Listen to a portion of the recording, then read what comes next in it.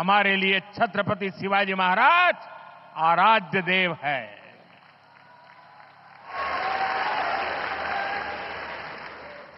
और मैं आज सर झुका करके मेरे आराध्य देव छत्रपति शिवाजी महाराज की उनके चरणों में मस्तक रख के माफी मांगता हूं। और ये हमारे संस्कार है कि इस धरती पर आते ही आज मैंने पहला काम मेरे आराध्य देव छत्रपति शिवाजी महाराज में उनके चरणों में सर झुका करके क्षमा मांगने का कर रहा हूं।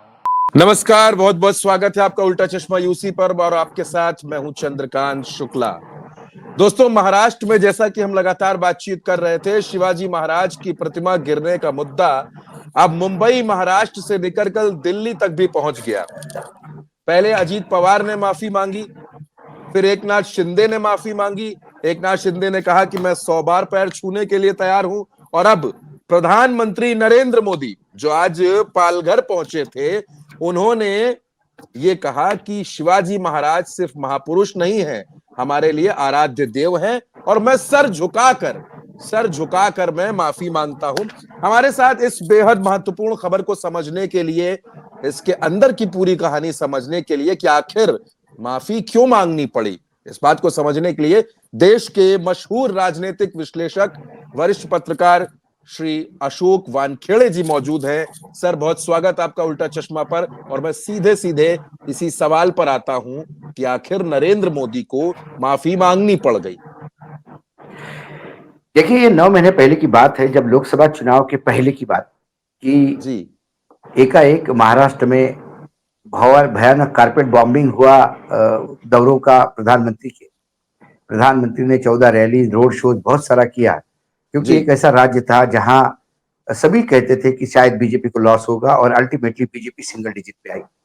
तो लोगों के मन में अपनी प्रतिमा उज्जवल करने के लिए छत्रपति शिवाजी महाराज की प्रतिमा स्थापन करना भी उसमें एक प्रोग्राम था। तो जल्दीबाजी में प्रोग्राम हुआ।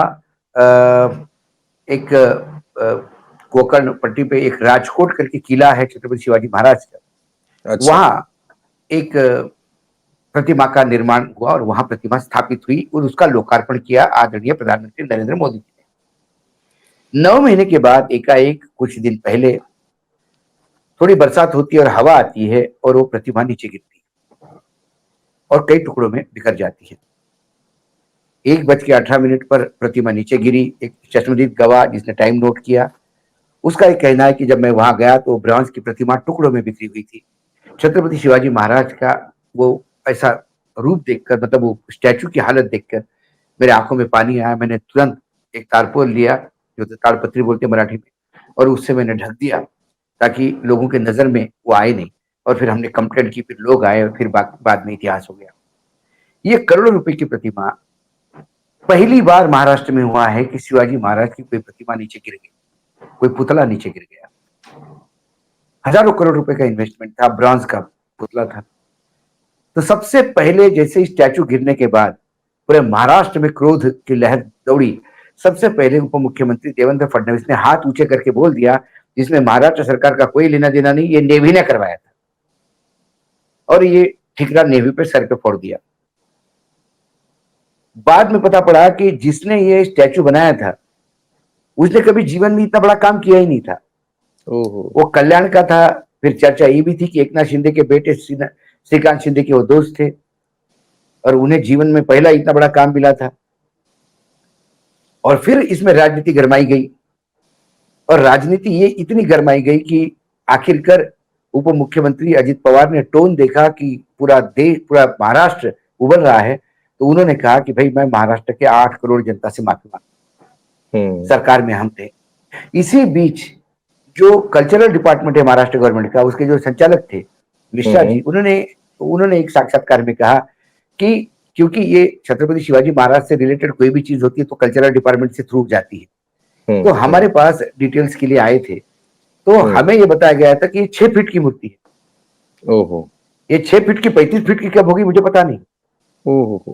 तो उनको पूछा गया था, जब ये 35 फीट का बन रहा था तो आपने ऑब्जेक्शन क्यों लिया नहीं? उन्हें कहा कि हमारे पास मैंडेट नहीं ऑब्जेक्शन लेने का। अच्छा। हमारे पास कोई पूछता है कि ये छत्रपति शिवाजी का ठीक ठाक यही इसी पोस्टर पे बनेगा, ये ठीक है, हम तो उसको अप्रूवल देते हैं। और यदि 35 फीट की थी तो उसको एक स्ट्रक्चरल इंजीनियर होना जरूरी। वो स्ट्रक्चरल इंजीनियर देखता है कि वो कैसा, इतनी मोटी मूर्ति है तो वो लोहे का स्ट्रक्चर होना चाहिए, स्टील का स्ट्रक्चर होना चाहिए। अब वो जहां मालवण करके जो एरिया है वो कोकण का एरिया है, और जनरली समुद्र का किनारा जहां भी होता है वहां सॉल्टी क्लाइमेट होता है। एटमॉस्फेयर जो होता है वह पानी सॉल्टी, हवा में वो आर्द्रता जो होती है, ह्यूमिडिटी, उसमें भी सॉल्ट होता है, तो अक्सर लोहे की चीजें गल जाती। आप देखिए जितने भी कोस्टल एरिया में जो गाड़ियां हैं उनकी लाइफ शेल ज्यादा नहीं रहती, गाड़ियां जल्दी गल जाती क्योंकि लोहा जल्दी गल जाता है। तो जो लोहा बाहर 2 साल 3 साल तक टिकता है, उसको जंग नहीं लगता, रस्ट नहीं होता, वो कोकण में 3 महीने में खत्म हो जाता है। अरे तो ये जो चश्मदीद गवाह है, खंदारे, उसने जो बताया, मछुआरा है वो, उसने तो सबसे पहले उसने रिपोर्ट किया कि ये स्टैचू गिरा, क्योंकि वो मार्केट से जा रहा था, देख रहा था स्टैचू उसके सामने गिर गया, तो वो भागते हुए आया ऊपर, उसने सारा, तो उसने कहा कि जो वेल्डिंग किया हुआ था नीचे वो सड़ गया था, इसलिए थोड़ी हवा आई तो वो पलट गया, सबसे पहले। दूसरी बात उसने कहा कि इसमें वजन इतना था तो उसका बेस भी वैसा होना चाहिए था, वो बिल्कुल अनुपात में नहीं था। और इन्होंने कहा कि ये जो इलेक्ट्रिक के पोल होते हैं उस मटेरियल से वो एंगल बना के वेल्ड किए थे, तो इसलिए 8 महीने तक टिक गया है, तो 2 महीने में गिर जाता। तो ये कहीं ना कहीं जल्दीबाजी में काम हुआ, क्योंकि आनंद फानंद में हुआ कि चलो नेवी एक पुतला बनाएगी और चुनाव के पहले इलेक्ट करना है। देखिए नरेंद्र मोदी जी के पास प्रॉब्लम है कि उनके पास पेशेंस नहीं। नोटबंदी ऐसे ही जल्दीबाजी में, जीएसटी जल्दीबाजी में, रामलला का प्राण प्रतिष्ठा जल्दीबाजी में, पार्लियामेंट के अंदर जल्दीबाजी में लग करो, लोकार्पण करो किसी चीज का आधा अधूरा जल्दीबाजी में करो, फिर पहले बरसात में सब सारा नग्न सत्य लोगों के सामने आता है। तो ये स्टैचू के साथ भी ऐसा ही कुछ हुआ, और ये गिरना शायद मेरे आकलन में या मेरे ज्ञान में अभी तक ऐसा कोई हादसा महाराष्ट्र में नहीं हुआ, क्योंकि छत्रपति शिवाजी महाराज ये सबसे पूजनीय आदरणीय व्यक्ति है महाराज। उनसे ज्यादा किसी को पूजा नहीं जाता, एक तो भगवान और उसके बाद नंबर आता है किसी का व्यक्ति में, तो छत्रपति शिवाजी महाराज।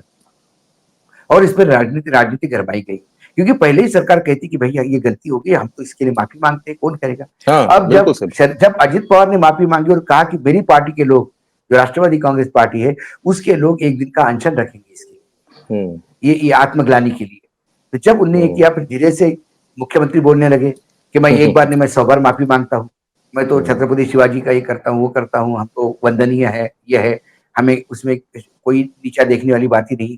लेकिन इसमें राजनीति नहीं होनी चाहिए। महाराष्ट्र में बड़ा अजीब एक नया वाकया शुरू हो गया, राजनीति नहीं होनी चाहिए, राजनीति नहीं होनी चाहिए। सही बात। लड़कियों के साथ खराब काम होता है, लड़कियों की इज्जत लूटी जाती है, राजनीति नहीं होनी चाहिए। किसान आत्महत्या करता है, विरोधी बोलते हैं, राजनीति नहीं होनी चाहिए। अब तो स्टूडेंट के सुइसाइड केस इतने ज्यादा हो गए हैं, महाराष्ट्र नंबर 1 है स्टूडेंट सुइसाइड में भी, लेकिन इसमें राजनीति नहीं होनी चाहिए। महाराष्ट्र से उद्योग गुजरात भगाए जाते हैं, राजनीति नहीं होनी चाहिए। छत्रपति शिवाजी महाराज का स्टैचू नीचे गिरता है, राजनीति नहीं होनी चाहिए, क्योंकि ये सत्ता पक्ष में, उसमें राजनीति नहीं होनी चाहिए। और जहां ये विपक्ष में है वहां उसमें सिर्फ राजनीति ही होती है, उसको ये कहते हैं कि न्याय मांग रहे हैं। ये दो चेहरे हैं इनके। तो आज जब प्रधानमंत्री मुंबई और पालघर में गए, पालघर में उनको एक लोकार्पण है, मतलब उसका कुछ शिलान्यास करने जा रहे हैं किसी पोर्ट का, और महाराष्ट्र में कोई वेलनेस में फंक्शन था 3 दिन का, उसमें आज उद्घाटन कर रहे थे। तो जब उनका वहां मुंबई में भारी विरोध हुआ, काले झंडे दिखाए गए, और ये सारे इसलिए थे कि प्रधानमंत्री जी ने उसका लोकार्पण किया था, जल्दीबाजी में किया था, और इसके लिए नेवी जिम्मेदार है तो फिर केंद्र सरकार जिम्मेदार है। हाँ, सीधी बात है, सीधी बात। तो प्रधानमंत्री जी ने आज पहली बार मैंने मोदी जी को लोक विरोध के सामने झुकते हुए देखा। उन्हें कहा कि वो हमारे आराध्य है और मैं जनता से माफी मांगता हूं जो हादसा हो उसके लिए। तो उससे कुछ ना कुछ मुझे लगता है आग थोड़ी खत्म हो जाएगी। दूसरी बात, क्योंकि छत्रपति शिवाजी महाराज का, ये बात तो मैं मानता हूं कि इसमें राजनीति तो हो रही है, और राजनीति होगी, क्योंकि राजनीति का ये खेल ही राजनीति का है। कोई बाकी राजनीतिक दल यहाँ पे कोई भजन करने तो नहीं आए, बिल्कुल नहीं, राजनीति पे तो डांस करेंगे, क्योंकि जैसा पालघर में 2 साधु की हत्या होने के बाद पूरे देश में बवाल आ गया था, और मानो उद्धव ठाकरे ने कॉन्ट्रैक्ट ही दिया था हत्या करने का, शायद तो हिंदुत्व पे हमला, ये हमला, वो हमला। तो आज यदि ऐसा होता है तो विपक्ष उसको बाकायदा इश्यू बनाएंगे, और इनको बताना होगा कि ये उस आदमी को स्टैचू बनाने का ऑर्डर किसने दिया, किसके कहने पे दिया। क्योंकि एयरफोर्स, नेवी, आर्म फोर्सेस में कोई भी काम देते हैं ठोक बजा के देते हैं, क्योंकि देश की सुरक्षा का मामला होता है। तो वहां स्टैचू भी बनाना होता तो पैरामीटर्स वही होते हैं सप्लाई के, तो उनसे उसके सारे पैरामीटर्स लांघते हुए ऐसा क्या हुआ कि इस इंसान को मिला जिसने कभी ये काम नहीं किया था, और यही कारण है कि वो नीचे गिरा। अब हवा, इससे ज्यादा हवा तेज चलने वाली मुंबई में छत्रपति शिवाजी महाराज का स्टैचू, और इससे ज्यादा हवा चलती है, उसके बावजूद वो स्टैचू नहीं गिरते। तो कुछ ना कुछ कहीं ना कहीं गड़बड़ियां हुई है, जल्दीबाजी हुई है, और उसका खामियाजा अब सत्ता पक्ष को भुगतना पड़ रहा है। इसी के चलते कहीं इसी में भी मैं राजनीति देखता हूं। जिस हिसाब से अजित पवार ने माफी मांगी, क्योंकि सत्ता पक्ष जो एकनाथ शिंदे थे और बीजेपी थे, देवेंद्र फडणवीस, ये दोनों अड़े हुए थे कि हमारा कोई दोष नहीं। लेकिन अजित पवार ने माफी मांग के मामला रायता फैला दिया। बिल्कुल सही बात। क्योंकि कहीं ना कहीं अजित पवार के खिलाफ भी एकनाथ शिंदे और बीजेपी के लोग लगातार हमलावर हैं। और मुझे तो अब ऐसा लगने लगा है कि ये इतना हमला तेज हो गया है कि ये चाहते हैं कि एकनाथ शिंदे यहाँ से, मतलब अजित पवार पार्टी माइती छोड़ के जाए। हाँ सर, बिल्कुल सर। क्योंकि बीजेपी का प्रेशर, बीजेपी में प्रेशर है, संघ का प्रेशर है, एकनाथ शिंदे के यहाँ प्रेशर है। और आज एकनाथ शिंदे के एक मंत्री ने, जो एकनाथ शिंदे के पोटे में से आते हैं, सावंत, तानाजी सावंत, उनने तो इतनी बात कही थी कि उन्होंने कहा कि मैं जब अजित पवार के साथ बैठ के बात करता हूँ कैबिनेट में, और बाहर आने के बाद मुझे घिन आती है तो मुझे उल्टी आती है। इतना निचले स्तर पे अब विरोध चला गया है। तो उसके बाद अमोल मिटकरी है, जो बहुत नजदीकी है अजित पवार के, फिर उन्होंने कहा कि भाई इस आदमी का क्या आईक्यू है, जिसको हाफकिस इंसान है कि इंस्टीट्यूट है, ये पता नहीं है, ये हेल्थ मिनिस्टर है महाराष्ट्र के। अब कुल मिला के ये अपनी बेइज्जती खुद ही लोगों के सामने, अपने जो गंदे वस्त्र है वो धोना शुरू कर देते हैं। तो महाविकास आघाड़ी जो है, जो उद्धव ठाकरे, शरद पवार और कांग्रेस, ये तो सिर्फ बाहर के मूक दर्शक बने हुए मजे ले रहे हैं इनके आपस के झगड़े के। और इनके आपस का झगड़ा कहाँ ले जाएगा इनको, ये अभी पता नहीं। दूसरी ओर आज शरद पवार जी ने यह भी ऐलान कर दिया कि उनको जब झेड़ कैटेगरी की सिक्योरिटी अनाउंस की है गृह मंत्रालय ने, तो पहले तो उन्होंने एक दिन तो चुप रहे, जैसे कि वो शरद पवार आकलन करते हर चीज का।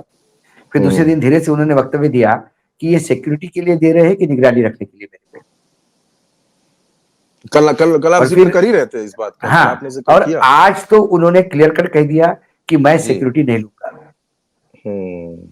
मैं पहले गृह मंत्रालय मुझे बताए कि मुझे थ्रेट परसेप्शन क्या है। हाँ, बिल्कुल सही बात, सवाल जायज। आपको क्यों लगता है कि मुझे देना चाहिए, आपको मुझे ये सब बताना होगा, तब मैं एग्री करूंगा, नहीं तो ये मेरे पे निगरानी नहीं रखवा। क्योंकि ये बात सब जानते हैं कि आने वाला विधानसभा चुनाव की पूरी रणनीति और पूरा फोकल पॉइंट जो है वो शरद पवार है। पवार साहब ही कांग्रेस को चलाते हैं, पवार साहब ही शिवसेना को चलाते हैं। कुल मिलाकर पवार साहब ही वक्तव्य भी दिलवाते हैं, पवार साहब उसको खंडन भी करवाते हैं। पवार साहब जो ना करे वो कम है। तो यदि आप सीधा शेर को ही कब्जा कर लो तो जंगल पूरे कब्जे में आता है। तो क्या ये रणनीति तो शरद पवार जी ने आज मना कर दिया, एक अलग एक इशू हो गया। कुल मिलाकर छत्रपति शिवाजी महाराज का ये इशू ये रहेगा, ये चुनाव तक रहेगा, जब तक ये कमेटी बताएगी नहीं कि ये कॉन्ट्रैक्ट किसने दिया था, क्यों दिया था, और इसमें कितना भ्रष्टाचार हुआ। क्योंकि भ्रष्टाचार हुआ ऐसा तो लगता है, कम से कम वो दिख रहा है, अभी तो लगता है, दिख रहा है। हाँ, अच्छा सर, एक छोटा सा सवाल और पूछना चाह रहा था। आपने कहा कि ये मुद्दा रहेगा। सर, मेरे जहन में, मेरे ध्यान में दो मौके ऐसे आते हैं। एक, जब 3 कृषि कानून नरेंद्र मोदी जी ने वापस लिए, तब उन्होंने कहा कि उनकी तपस्या में कमी रह गई और वो किसानों से माफी मांगते हैं। और आज महाराष्ट्र में वो ये कहते हैं कि सिर झुकाकर मैं महाराष्ट्र के लोगों से माफी मांगता हूं, मैं छत्रपति शिवाजी से माफी मांगता हूं। मोटे तौर पर 2 मौके ऐसे नजर आते हैं मेरे जहन में जब प्रधानमंत्री ने माफी मांगी। क्या महाराष्ट्र की जनता इतने बड़े मसले पर, मैं बार बार इस बात को कहता हूं और आपने बार बार बताया इस बात को, बड़े समीकरण इसके बताए कि महाराष्ट्र में जिस तरह से गणपति बप्पा की पूजा होती है, महाराष्ट्र के लोग बहुत ज्यादा उनका ध्यान करते हैं, पूजन करते हैं, उसी तरह से व्यक्तियों में छत्रपति शाहू जी महाराज जो हैं वो प्रेरणा पुरुष हैं, प्रेरणा पुंज है, लोग उनका पूजन करते हैं, भगवान की तरह अगर कहा जाए, भगवान की तरह पूजते हैं। क्या ये माफी नरेंद्र मोदी को, भारतीय जनता पार्टी को या महायुति को महाराष्ट्र में जीवन दान देने जा रही है? सवाल ही नहीं उठता। एक कहावत है हिंदी में, मुर्दे को घी पिलाने से जिंदा नहीं होता। हाँ, बड़ी बात कह रहे हैं आप। जो सिंगल डिजिट पे पार्टी आई हो, 48 जी। में से 9 सीटें जिसको दी हो, हाँ, वो पार्टी क्या दम मारेगी? अभी आपने कहा कि 9 महीने पहले से दौरे शुरू किए, 9 सीटें मिली महाराष्ट्र में। देखिए आप क्या हुआ। बिल्कुल सर। इतना आज वो भी जानते हैं, माफी मांगना उनकी मजबूरी थी। हाँ, और दिल से माफी मांगते तो ये हादसा होने के तुरंत दूसरे दिन मांगते हाँ, कि मैं सेंट्रल गवर्नमेंट को, मैं तुरंत डिफेंस मिनिस्ट्री को बोलता हूं कि तुरंत इस पे इंक्वायरी ऑर्डर करे और मैं माफी चाहता हूं कि हादसा हुआ। और ये जो गुनाह है जिसने किया उसको छोड़ा नहीं जाएगा। वो वक्त में नहीं आया। जब तक उनको काले झंडे दिखाई नहीं दिए, तो इसका मतलब ये डर के मारे मजबूरी में मांगी गई माफी, और मजबूरी में माफी ये जुगाड़ की माफी होती है, ये दिल से आने वाली माफी नहीं होती। माफी मांगने का अंदाज भी कुछ वैसा ही था सर, बिल्कुल। हाँ, मैंने सुना तो, हाँ, वो वैसे ही तो अंदाज उन्होंने था। किसानों से माफी मांगी थी, तो उसमें भी उन्होंने यही कहा था कि मैं तो अच्छे के लिए लाया था, आप नहीं समझ पाए, मैं आपको नहीं समझा पाया, ये मेरी गलती है। मतलब आप इतने बददिमाग हो कि आप समझ ही नहीं पाए। अब प्रतिमा तो बना दी थी, गिर गई तो क्या करें? अब तो क्या वही वाली बात हो गई। बस। लेकिन मतलब आपके हिसाब से अशोक सर, क्योंकि आप महाराष्ट्र को बेहद बारीकी से समझते हैं, माफी जनता नहीं देने वाली, इतना मुद्दा गर्म हो गया। ना, बहुत देर कर दी हुजूर आते आते। हाँ, बहुत देर कर दी, इसमें तो स्कोर अजीत पवार ले गया। हाँ, बिल्कुल सही। जो मतलब पहला दांव तो अजीत पवार का ही उन्होंने ही चल दिया। उसके बाद शिंदे और नरेंद्र मोदी सब आ रहे हैं। और मुझे आपने बिल्कुल ठीक बात कही सर। आपने कहा कि जब बिल्कुल इनको लगा कि माहौल खिलाफ हो गया है, सब बिगड़ा जा रहा है, तब नरेंद्र मोदी आकर के माफी मांग रहे हैं। ये महाराष्ट्र की राजनीति में बड़ा दिलचस्प पहलू चल रहा है सर। लेकिन सर अभी तो चुनाव में समय है सर, अशोक सर, अभी तो चुनाव में कहां समय है? नवंबर में हमारे यहाँ कॉन्स्टिट्यूट होनी है असेंबली, किसी भी हालत में। तो तब तक मुद्दा गर्म रहेगा। बिल्कुल यकीनन गर्म रखेंगे लोग। तो दोस्तों, अशोक सर का साफ तौर पर कहना है कि महाराष्ट्र में शिवाजी का मुद्दा गर्म रहेगा। ये महाराष्ट्र की अस्मिता पर चोट है, क्योंकि अपमान हुआ है, शिवाजी महाराज की प्रतिमा गिरी है, लोग दुखी हैं, लोगों का दुख भी जायज है।